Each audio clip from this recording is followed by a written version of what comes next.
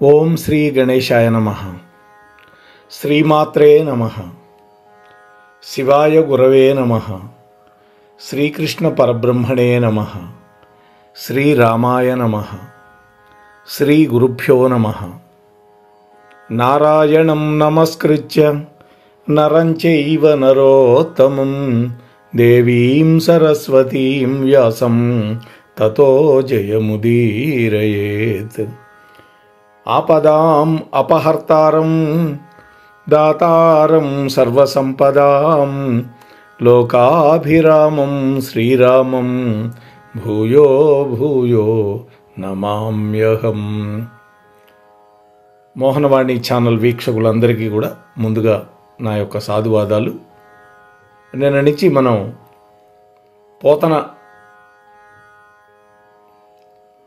బమ్మెర పోతనామాచ్యుడి యొక్క చరిత్రని చెప్పుకుంటూ ఉన్నాం. వారు రాసినటువంటి భాగవతం, రామచంద్రమూర్తి యొక్క ప్రేరణ, అలాగే వారి కవిత్వానికి, కవిత్రయం సంబంధించినటువంటి వాళ్ళ కవిత్వానికి ఎలాంటి సాపత్యం ఉంది, శ్రీనాథ మహాకవికి ఎలాంటి సాపత్యం ఉంది, మొదలైన విశేషాలన్నీ మనం నిన్నటి రోజు చెప్పుకున్నాం. ఈ రోజున రెండవ భాగంలోకి మిమ్మల్ని అందరినీ స్వాగతిస్తూ ఉన్నాను సాదరంగా. నిన్న మనం పూర్తయ్యేసరికి శ్రీనాథుడి గురించి చెప్పుకున్నాం కదా. అయితే మరి పోతన్న వ్యక్తిత్వం శ్రీనాథుడి యొక్క వ్యక్తిత్వానికి భిన్నంగా ఉంటుంది. అంటే పోతన గారు రాజులను కొలవల,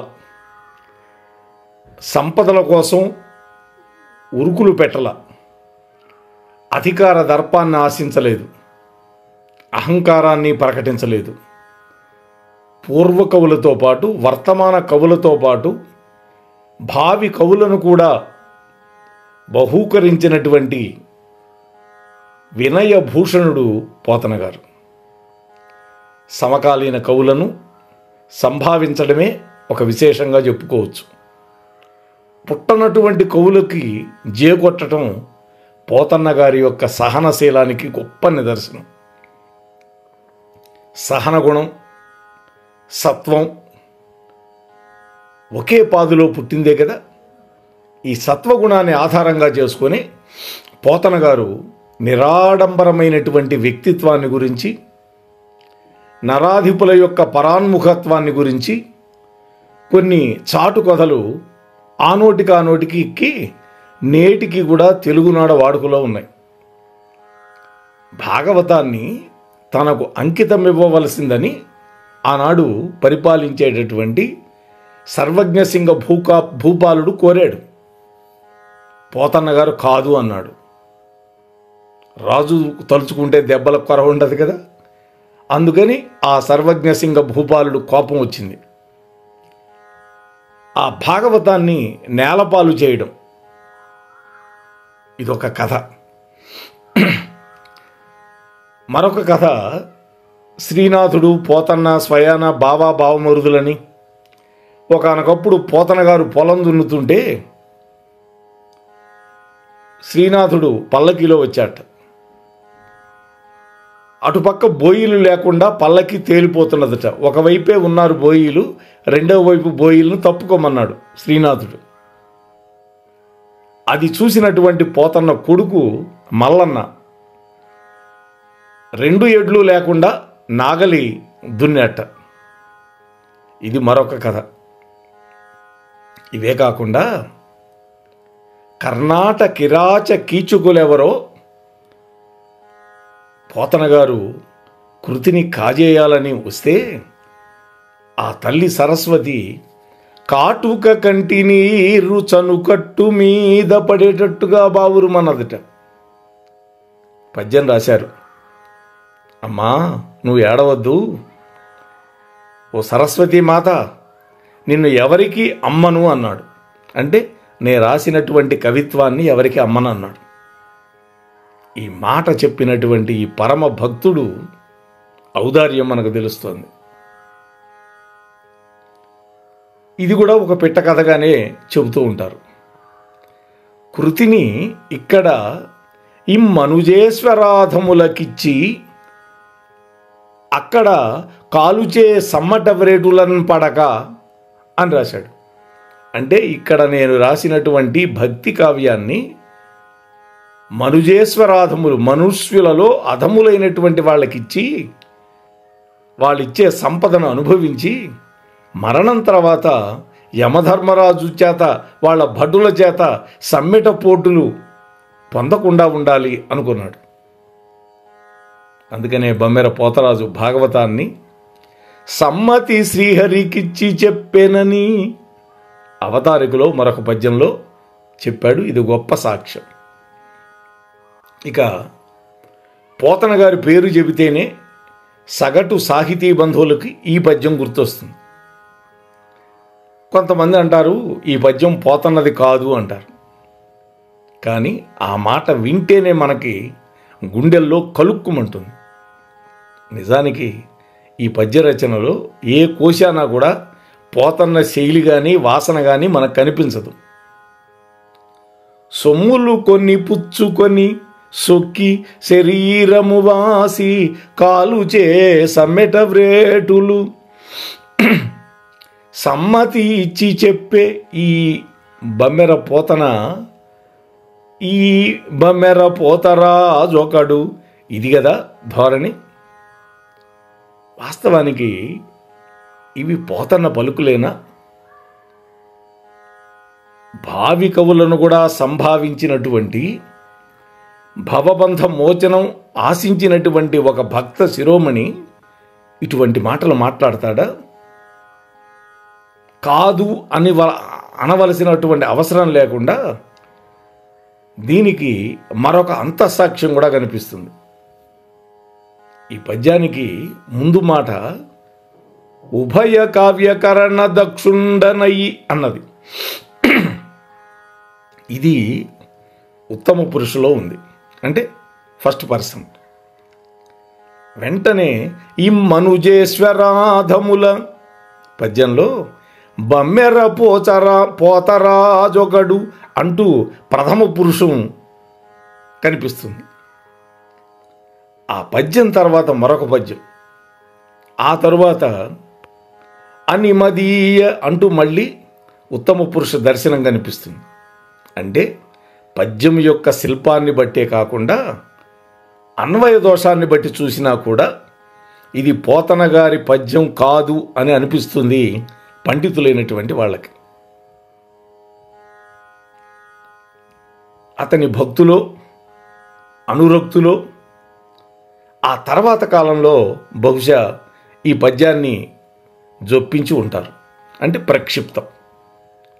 ఎవరో ఎందుకు, అతడి శిష్యుడు సింగనామాచ్యుడు ఉన్నాడుగా, ఆయనే వ్రాశాడేమో. సింగయ్య భారతంలోని 6వ స్కంధాన్ని రచించాడు. పోతన్న పోతలోనే ఇతడు కూడా ఒక అవతారికని సంతరించాడు. పూర్వకవి స్తుతిలో శ్రీనాథుడితో పాటు బమ్మెర పోతరాజును కూడా స్మరించుకున్నాడు. పోతరాజును స్తుతిస్తూ చెప్పినటువంటి పద్యం ఏంటంటే, సింగన ఎమ్మెలు చెప్పనేల జగమెన్నగా పన్నగ రాజశాయికిన్ సొమ్ముగ వాక్య సంపదలు నూరులు చేసిన వాణి భక్తిలో నమ్మిన వాణి భాగవత నైష్టికుడై తగువాని పేర్మితో బమ్మెర పోతరాజు కవి పుట్టపురాజు తలంచి మృక్కెదం అని పోతన గారిని స్తుతించాడు. ఈ పద్యంలో 1-2 అంశాలు మనం పరిశీలించాలి. ఇమ్మనుజేశ్వరాధముల పద్యంలో సమ్మతి శ్రీహరికిచ్చి చెప్పే శ్రీ ఈ బమ్మెర పోతరాజొకడు భాగవతంబు అని రాసి ఉన్నది. ఇక్కడ ఈ పద్యంలో ఎంబెలు చెప్పనేల అనే పద్యంలో పన్నగరాజ శాయికిన్ సొమ్ముగా భాగవత నైష్టికుడనై తగువా అని బమ్మెర పోతరాజు అని ఉన్నది. ఆ పద్యంలో ప్రాసస్థానంలో సొమ్ములు బమ్మెర అనే పదాలు ఉన్నాయి. ఈ పద్యంలో కూడా ఈ మాటలే ఉన్నాయి. అక్కడ జగద్ధితంబుగన్ అని ఉంటే ఇక్కడ జగమెన్నగా అని ఉంది. సమ్మతి శ్రీహరికిచ్చి చెప్పడం అని అందులో ఉంటే ఆ స్వామికి సొమ్ముగా వాక్య సంపదలు నూరులు చేయడం అనేది ఇందులో ఉంది. ఈ రెండు పద్యాల్లో కూడా పోతన్న యొక్క భక్తి తత్పరతే ఉగ్గడించబడింది. పైగా రెండు పద్యాల గతి కూడా ఒకే స్థితిలో కనిపిస్తుంది. కాబట్టి ఈ సింగయ్యే ఇంతకుముందు మనం చెప్పుకున్నటువంటి పద్యం రచించి పోతన్న గారి యొక్క అవతారికలో చేర్చి ఉంటాడేమో అనేటువంటి సందేహాన్ని కొంతమంది పండితులు వ్యక్తపరుస్తూ ఉన్నారు. అలా కాదు, పోతన్న పద్యానికే సింగన్న పద్యం అనుకరణేమో అని ఎవరైనా వాదించవచ్చు. అందుకు నారాయణ రెడ్డి గారి సమాధానం ఏంటంటే, మొట్టమొదటి చెప్పింది పద్య శిల్పంలో కానీ పద ప్రయోగంలో కానీ భావశుద్ధిలో కానీ ఈ పద్యంలో పోతన్న గారి ముద్ర ఏమాత్రం లేకపోవడమే. ఇంకా హాలికులైననేమి గహనాంతర సీమల కందమూల కౌద్దాలికులైననేమి అంటూ ప్రాసస్థానంలో గుప్పించినటువంటి అనుప్రాస సౌరభం పోతన గారి పద్యాలకు ఉదాహరణ. అవతారిక దృశ్యాన్ని కాకుండా భాగవత కథల్లో ఉపాఖ్యానాల్లో పోతన్న గారు మూలానికి అతిరిక్తంగా పెంచినటువంటి కొన్ని ఘట్టాలను బట్టి పేర్చినటువంటి పద్యాలను బట్టి పోతన గారి సత్య రమణీయమూర్తి మనకి సాక్షాత్కరిస్తుంది. గజేంద్రుడి యొక్క సంశయంలో, ప్రహ్లాదుడి యొక్క నిశ్చయంలో, గోపికల యొక్క ఉద్వేగంలో, వామనుడి యొక్క ఉత్తేజంలో, ఇవే కాదు నవవిధ భక్తితల ప్రముఖ వికాసంలో, బహుముఖ వికాసంలో భక్తి రసతరంగితమైనటువంటి పోతన్న గారి యొక్క చిత్తవృత్తి అనేక విధాలుగా ప్రస్ఫుటమవుతుంది భాగవతాన్ని మనం అధ్యయనం చేస్తూ ఉంటే.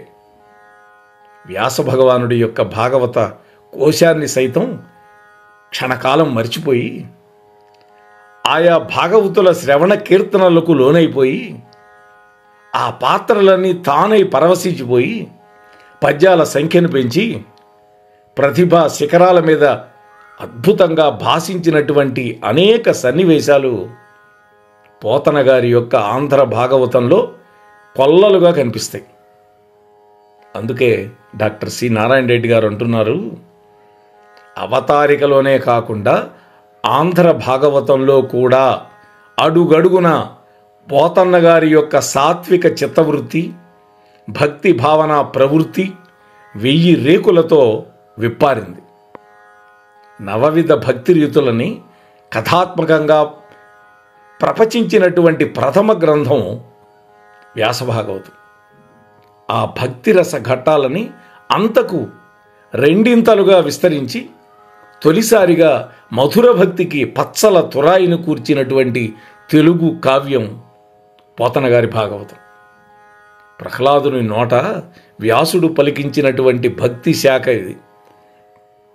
అంటే భక్తి నవవిధ భక్తి గురించి శ్రవణం కీర్తనం విష్ణోహో స్మరణం పాదసేవనం అర్చనం వందనం దాస్యం సఖ్యమాత్మ నివేదనం అని శ్లోకం. దీనికి పోతన గారు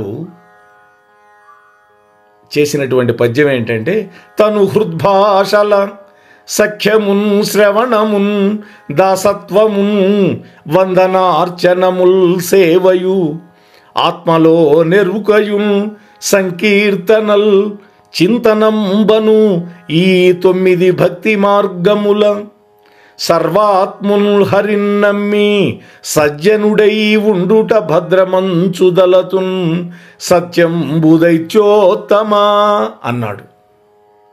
ప్రహ్లాదుడి చేత చెప్పించాడు ఈ పద్యం. అంటే ఇక్కడ ప్రహ్లాదుడు, గజేంద్రుడు, అంబరీషుడు, కుచేలుడు, ధ్రువుడు, అక్రూరుడు, రుక్మిణీదేవి, గోపికలు వీళ్ళందరూ కూడా ఆయా భక్తి శాఖలకి విరబూసినటువంటి గొప్ప ప్రసూనాలు, కుసుమాలు. ప్రహ్లాదుడు, రుక్మిణి, గోపికల వంటి పాత్రల్లో పోతన గారు పరమ భాగవత సత్వం, అద్భుతమైనటువంటి భక్తి తత్వం సుందరంగా భాషింపజేశారు. ఇది చెప్పాలని ప్రహ్లాదుడి యొక్క ముఖతః ఎన్నెన్ని భంగులలో ఎన్నెన్ని ఫణుతులతోటి చెప్పించాడు పోతన్న. మందార మకరంద మాధుర్యమునదేలు మధుపంబువోవునే మదనములగు. శేషపద్యం, అద్భుతమైన పద్యం. అలాగే మరొక పద్యంలో, అది కూడా శేషపద్యమే, కంజాక్షునకు గాని కాయంబు కాయమే పవన గుంభిత చర్మ భస్త్రిగాగ అంటాడు. ఇంకోసారి అంటాడు, కమలాక్షు నర్చించు కరములు కరములు అంటే లాటానుప్రాసంలో ఉద్ఘాటించాడు. అంబుజోదర దివ్య పాదార విందన చింతనామృతమత్త చిత్తంబు ఏ రీతి ఇతరంబు చేరనేర్చు వినుత గుణశీల మాటలు వేయునేల అంటాడు. అంటే అంబుజోదరుడు యొక్క దివ్య పాదార విందాల యొక్క చింతనామృతం, ఆ మత్త చిత్తం ఎన్నిసార్లు అంటాడు, ఎన్ని తీరులుగా చెబుతాడో చెప్పటానికి అలవి కాదు. ఈ భక్తవరుడికి ఈ మాటలు చెప్పడానికి విసుగ్గాని విరామం కానీ ఉండవు. అది పునరుక్తి దోషమని అనిపించదు. పరవశించినటువంటి ఆ లేఖినికి, ఆ పోతన గారి కళానికి మళ్ళీ రాస్తున్నానే అనిపించదు. ఇంతకు పోతన్న రచించినటువంటి భక్తి పద్యాల్లో కోటికెక్కినటువంటి పద్యం మందార మకరంద మాధుర్యమునదేలు పద్యం. వాస్తవానికి వ్యాసుల వారు మూలంలో ఈ పద్యానికి ఏ శ్లోకం రాయల. పోనీ ఇది పోతన్నదా అంటే కానే కాదు. మరి ఎవరిది ఇది? పాల్కురికి సోమనాథుడి నుంచి గ్రహించాడు. పాల్కురికి సోమనాథుడు పోతనామాచ్యుడికి పూర్వీకుడు. బమ్మెరకు సమీపంలో ఉన్నటువంటి పాల్కురికి అనేటువంటి గ్రామంలో నివసించేవాడు ఆయన. అతడి యొక్క చతుర్వేద సారంలోను బసవ పురాణంలోనూ ఈ పద్యానికి సంబంధించినటువంటి పోలికలే కనిపిస్తాయి మనకి. బసవ పురాణంలో రాకామల జ్యోత్స్నద్రావు చకోర మకాంక్షసేయునే చీకటి ద్రావ అని బసవ పురాణంలో పాల్కురికి సోమనాథుడు అంటే, పోతన గారు ప్రహ్లాదోపాఖ్యానంలో పూర్ణేందు చంద్రికా స్ఫురిత చకోరకం బరుగునే సాంద్ర నిహారకములకు అన్నాడు.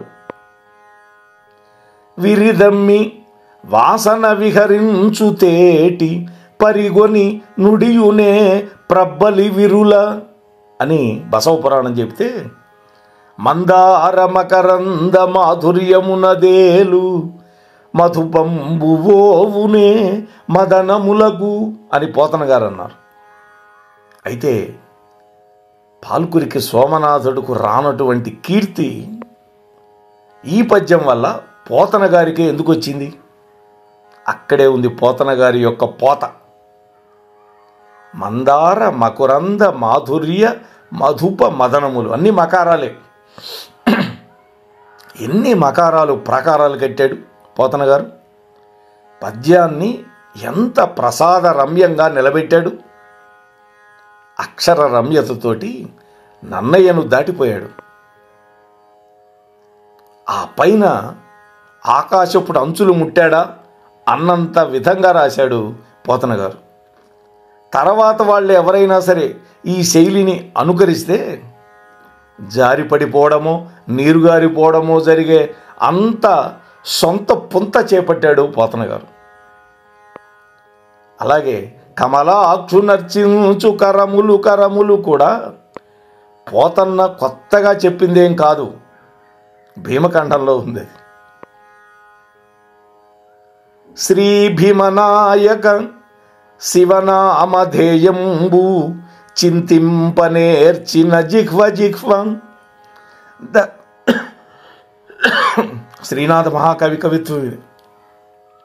దక్షవాటి పురాధ్యక్ష మోహనమూర్తి చూడంగనేర్చిన చూపు చూపు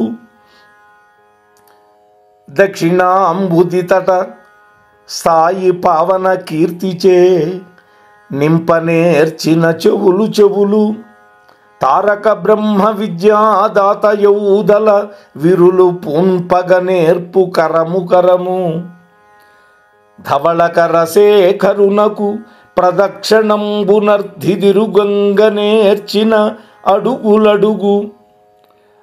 అడుగులడుగులు అంబికానాయక ధ్యాన హర్ష జలధి మధ్యమున తేలియాడెడు మనసు మనసు అని శ్రీనాథ కవి సార్వభౌముడు అన్నటువంటి విషయాన్నే పోతన గారు కమలాక్షు నర్చించు కరములు ఈ ప్రాచుర్యానికి కారణం కూడా పోతన్న గారు కూర్చినటువంటి పదబంధ తోరణమే కారణం. నవవిధ భక్తుల్లో శ్రవణం, కీర్తనం, స్మరణం, పాదసేవనం, అర్చనం, వందనం, దాస్యం, ఆత్మనివేదనం ఇవన్నీ ఒక పాదులో పుట్టినటువంటి మొక్కలేగా, భక్తికి ఉండే పిలకలే. సఖ్యం మాత్రం వీటన్నిటికంటే భిన్నత్వం కలిగింది. రుక్మిణీదేవికి శ్రీకృష్ణ పరమాత్మ పట్ల గల రక్తికి భక్తికి నేపథ్యం ఆత్మనివేదనం, అర్చన, వందన, స్మరణం. ఆ తరువాత ఆత్మార్పణంలో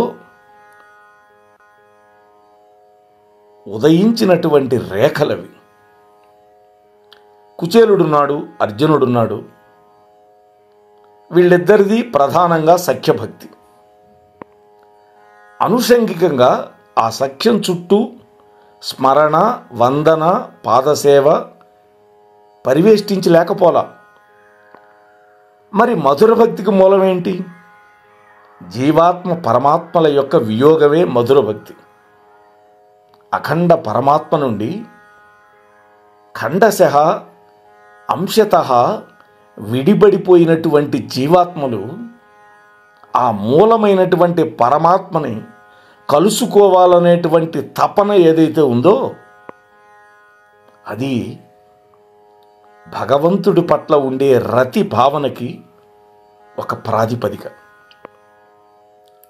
త్రేతాయుగంలో మునులు రాముణ్ణి చూసి మోహించారు. ద్వాపర యుగంలో గోపికలు భగవంతుడి యొక్క విరహంలో సంతప్తులైపోయి బాధపడినటువంటి జీవాత్మలు. గోపికలు ఉన్నారు, వాళ్ళకి ఇళ్ళున్నాయి, వాకిళ్ళున్నాయి. కొంతమంది పెళ్ళైన వాళ్ళు, భర్తలు ఉన్నారు, పిల్లలు ఉన్నారు. అయినా శరత్కాలంలో పౌర్ణమి నాడు వెన్నెలలో యమునా తీరంలో బృందావనంలో ఇసక తిన్నెల మీద ఆ గోపాలుడి యొక్క మురళీగానం వినగానే వాళ్ళు చేసే పనులన్నీ వదిలిపారేసి పరుగులు తీస్తూ వచ్చారు పరమాత్మ దగ్గరికి. బృందావనానికి చేరుకున్నారు, యమునా తీరానికి. అక్కడ నందకిషోరుడు కనపడ్లా. మొదటిసారి దర్శనం ఇచ్చాడు, మధ్యలో మాయమైపోయినాడు. పరమాత్మ కోసం వెతికారు. పరమాత్మ కనపడకపోయేసరికి రసోన్మాదంలో ఎలుగెత్తి పిలిచారు. ఆ మోహనమూర్తిని పదే పదే స్మరించుకొని ఆక్రందించారు. అక్కడ పోతన గారి పద్యం చూడండి, దశమస్కంధం. నల్లనివాడు పద్మనయనంబులవాడు కృపారసంబుపై జల్లెడువాడు మౌళి పరిసర్పిత పింఛమువాడు నవ్వు రాజిల్లెడు మోమువాడొకడు చల్వల మానధనంబుదోచే ఓ మల్యలార మీ పొదల మాటున లేడు గదమ్మ చెప్పరే. మధ్య మధ్య ఆ మాధవుడు, ఆ గోపిక మనోభావుడు తళుక్కన మెరుస్తాడు, అంతలోనే మాయమైపోతాడు. అప్పుడు గోపికల యొక్క వియోగ హృదయాలు ఏ విధంగా సంభ్రమించాయో పోతన గారు ఒక అద్భుతమైన పద్యంలో చెప్పారు. అదే నందనందనుండు అంతర్హితుండయ్యే పాటలీ తరులారా పట్టరమ్మ హేలావతుల కృష్ణ ఏల పాసితివని ఎయిలేయల తలారా అడుగరమ్మ వనజాక్షుడి చడికి వచ్చి దాగడు గదా చూత మంజరులారా చూడరమ్మ మానిని మదనుతో మారాక ఎరిగించి మాధవీలతలారా మనుపరమ్మ జాతి సతులబాయ నీతియ హరికని జాతులార దిశల జాటరమ్మ కదళులారా పోయి కదలించి సిఖిపించజూడు తెచ్చి కరుణ జూపరమ్మ. చూసారా ఎంతటి అద్భుతమైనటువంటి పదలాలిత్యం. సమస్త చరాచర జీవకోటికి అధినాథుడు మాధవుడు. ఆ మాధవుడే తమ యొక్క భర్తని భ్రమించారు గోపికలు. ఇక్కడ భర్త అంటే భరించేవాడు అని. ఆ భ్రమ యొక్క ఆవరణమే వారి యొక్క మనస్సుల మీద మోహము అనేటువంటి అవనికలను కప్పింది. యవనిక అంటే తెరగప్పింది. ఆ ముగ్ధ మోహన ప్రవృత్తి ఏదైతే ఉందో గోపికలకి, అది మధుర భక్తికి మూలమైంది. ఈ మధుర భక్తిని రాసక్రీడాది వర్ణనంలో హృదయంగమంగా చిత్రీకరించాడు పోతన గారు. లోకంలో భక్త కవులు చాలామంది ఉన్నారు. వాళ్ళందరూ ప్రజా కవులు కాలేరు. ఒక తుకారం, ఒక సూరదాసు, ఒక కబీర్, ఒక పోతన్న మాత్రమే ప్రజాకవులుగా ప్రాచుర్యం పొందినటువంటి పరమ భక్తాగ్రేసర కవులు. మరి ప్రజాకవి ఎవడు? సామాన్య ప్రజల యొక్క జీవిత సమస్యలను చిత్రీకరించేవాడు. ఇది బాగా వాడుకలో ఉన్నటువంటి అభిప్రాయం కదా సమాజంలో. ఈ దృష్టితో చూస్తే పోతన్న గారు ప్రజాకవి కాలేడు. ఎందుకని? పోతన ప్రజల దైనందిన జీవిత సమస్యలను ఎక్కడా బొమ్మగట్టి చూపించాల. భాగవతుల యొక్క భక్తి భావ పరంపరలకి వేదాలు కూర్చి కృతులు అల్లుకున్నాడు. ఆ భాగవతుల్లో ప్రహ్లాదుడు వంటి ఆజన్మ జ్ఞానులు ఉన్నారు. అంటే జన్మతోటే జ్ఞానం ఉన్నవాడు ప్రహ్లాదుడు. గజేంద్రుడు వంటి అర్ధజ్ఞానులు ఉన్నారు. అంటే మొదట్లో జ్ఞానం లేదు, పోరాటం చేసి అలిసిపోయి అప్పుడు పరమాత్మ గుర్తొచ్చాడు, పూర్వజన్మ స్మృతి వచ్చి, అందుకని అర్ధజ్ఞానులు అన్నారు. కుచేలుడు వంటి ఆర్థిక దుర్దశా పీడితులు ఉన్నారు. పేదరికంలో మగ్గిపోయిన వాళ్ళు ఉన్నారు. ఈ భక్తుల యొక్క స్థితిగతులు వేరైనా, వారి వారి సంస్కార మతులు వేరైనా, అందరినీ కలిపి కుట్టేటటువంటి మూల సూత్రం మాత్రం ఒకటి ఉంది. అదే ఆర్తి, అదే ఆర్తభక్తి. భక్తపరమైనటువంటి ఆర్తిని సార్వకాలీన సామాన్య ప్రజల యొక్క ఆర్తిగా చిత్రీకరించడం వల్లనే భక్త కవి అయినటువంటి పోతన్న ప్రజాకవి అయినాడు. కలండు కలడను వాడు కలడో లేడో అంటూ ఆందోళన పడ్డవాడు కవిరాజే కానక్కర్లేదు. ఏ మూగ ప్రాణికైనా ఇది చెల్లుబాటు అవుతుంది. ఇందుగలడందు లేడని సందేహము వలదు. ఇది ఏ ప్రహ్లాదుడి యొక్క భాషణమో కానక్కర్లేదు. ఏ దృఢమైన సంకల్పం కలిగిన వాడికైనా ఇది సరిపోతుంది. ఉరకరారు మహాత్ములు, దీన్ని ఏ గర్గమునికో ముడిపెట్టాల్సిన పని లేదు. ఇప్పటికీ ఏ మహానుభావుడి యొక్క రాకకైనా ఇది వర్తిస్తుంది. ఎందరో మహానుభావులు అన్నంత వ్యాప్తి పొందినటువంటి సూక్తి ఉరకరారు మహాత్ములు. అయితే ఈ సూక్తి సహజమైన గాంభీర్యాన్ని కాస్త వదులుకొని కాలం గడిచిన కొద్దీ చలోక్తిగా మారిపోవటం కూడా జరిగింది. అంటే సామెతల కోవలోకి చేరిపోయింది. ఒక కవి రచించినటువంటి పద్య పాదాలు సామెతలుగా లోకోక్తులుగా చలామణి కావడం కంటే ఆ కవికి అంతకు మించినటువంటి ప్రాచుర్యం ఏముంటుంది చెప్పండి? ఇలా లెక్కించుకుంటూ పోతే పోతన్న వందలాది పద్యాల్లో నుంచి వేల కొద్ది పాదాలను ఉదహరించవలసి వస్తుంది. మనం ప్రాచీన ఆంధ్ర కవుల్లో బహుళంగా ఉదహరించబడుతున్న వాళ్ళల్లో ఇద్దరిని చెప్పుకోవాలి. ఒకడు పోతన్న, మరొకడు వేమన్న. వేమన గారు అక్షరాల ప్రజాకవి. అధిక్షేపం అనేది అతని ఆయుధం. సంఘ సంస్కరణం అతడి యొక్క లక్ష్యం. వేమన గారి ప్రతి పద్యం ప్రజల జీవితాలకు సంబంధించింది. అతని ప్రతి విసురు పచ్చటి ప్రజాజీవనాన్ని తొలిచే చీడ పురుగులకు సంబంధించింది. ప్రజల భాషలో ప్రజల సమస్యలను చిత్రికబట్టి వేమన ప్రజాకవి అయినాడు. భాగవతుల యొక్క భక్తి భావనల్ని సామాన్య ప్రజల యొక్క ఆర్తికి పర్యాయంగా సమన్వయం చేసి పోతన గారు ప్రజాకవి అయినాడు. బొమ్మెరికి వెళ్ళి అక్కడి పొలాలను అడిగితే చెబుతాయి, ఇదిగో ఇది పోతన్న గుడి, ఇదిగో ఇది మల్లన్న మడి అని. మల్లన్న పోతన గారి పుత్రుడు. పోతన్న గుడి నిజంగా గుడి కాదు, పాతుకొని ఉన్న ఒక రాతి పలక.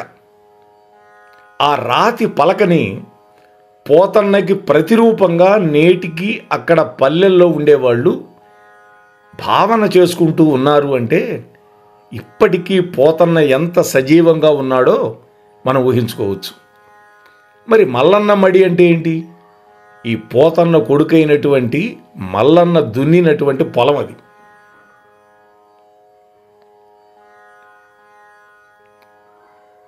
మరి కవితా కేదారాన్ని పండించినటువంటి ఒక హాలికుడుగా అన్ని వేళలా తలదాచుకోవటానికి అనువైన పద్య ఖండాలను అందించినటువంటి ఆదర్శ మానవుడుగా పోతన గారు చిరంజీవి. భావి కవులని బహుకరించినటువంటి ఆ పరమ భాగవతుడికి తప్ప అంతంత మాత్రం వాడికి ఉంటుందా ఇంతటి సముజ్వలమైనటువంటి భవిష్యత్తు గురించి ఆలోచించడం?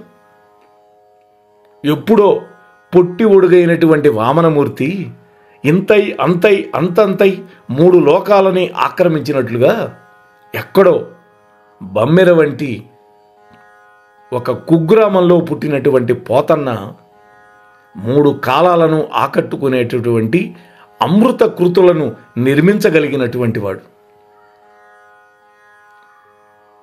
మిగిలినటువంటి విషయాలని రేపటి రోజు అనుసంధానం చేసుకునే ప్రయత్నం చేద్దాం. అంతవరకు మీ వద్ద సెలవు పుచ్చుకునే మీ ధర్మవరపు వెంకటరమణ. ఇప్పటి వరకు ఈ ఛానల్కి సబ్స్క్రైబ్ చేయకపోతే వెంటనే చేయండి. మీ బంధుమిత్రులకి షేర్ చేయండి. స్వస్తి సర్వేష్. మన కార్యక్రమాలు నచ్చితే ఒక లైక్ చేయండి, మాకు ఎంతో ఎంకరేజ్మెంట్గా ఉంటుంది. అలాగే కామెంట్ చేయండి. కామెంట్ చేస్తే మేము మంచి క్వాలిటీ కంటెంట్ అందించడానికి దోహదపడుతుంది. ఆడియోస్ని షేర్ చేయండి. ఆడియోని షేర్ చేస్తే మన ఛానల్ అభివృద్ధి చెందడానికి ఉపయోగపడుతుంది. ఇంతవరకు మన కార్యక్రమాన్ని చూస్తూ ఎంజాయ్ చేస్తున్నట్లయితే, ఒకవేళ సబ్స్క్రిప్షన్ కనుక చేయలేకపోతే ఇప్పుడే ఈ క్షణమే సబ్స్క్రైబ్ చేసుకుని ఆ పక్క నుండి బెల్ బటన్ మోగించండి. వినండి, వినిపించండి, వింటూనే ఉండండి. మోహనవాణి తెలుగు పోడ్కాస్ట్.